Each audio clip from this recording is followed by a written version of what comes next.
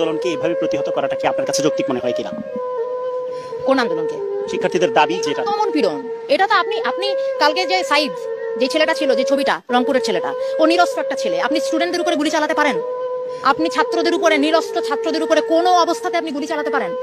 এটার জবাব প্রশাসনকে দিতে হবে। বাংলাদেশের মানুষ এটা জানতে চায় যে আমরা একটা প্রাণের কথা বলবো, একটা দাবি তুলবো, আপনার সেটা পছন্দ না হতে পারে, আপনি বাহাস করেন আমার সাথে, আপনি আমাকে কথা বলতে দিবেন না, আমি কথা বলবো, আপনি গুলি করে মারবেন। ও একটা মায়ের বাচ্চা, ও একটা বোনের ভাই, আপনি ওকে মেরে ফেলছেন, এটা একটা কথা হলো? এটা কিছু হলো? এইটাকে আপনি বলবেন? এইটাকে আপনি স্বাধীনতা বলবেন? আমি কিভাবে, আপনি কি এইখানে আপনি এই প্রশ্ন তুলবেন যে রাজাকার নাকি কি?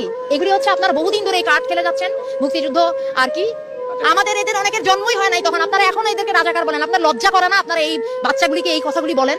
আপনারা লজ্জা করে না যে কেন এই ছাত্র গোষ্ঠী এরকম একটা আশ্রম? আমরা কোথায় কিছু একটা ন্যায্যতার, কিছু একটা অধিকারের কথা বললে আপনারা বলেন যে রাজাকার? আরে আশ্চর্য কথাবার্তা! আমার স্বাধীন দেশে আপনি আমাকে, আমি আমার ন্যায্য অধিকারের কথা বলবো, আপনি কথায় কথা আমার মুখে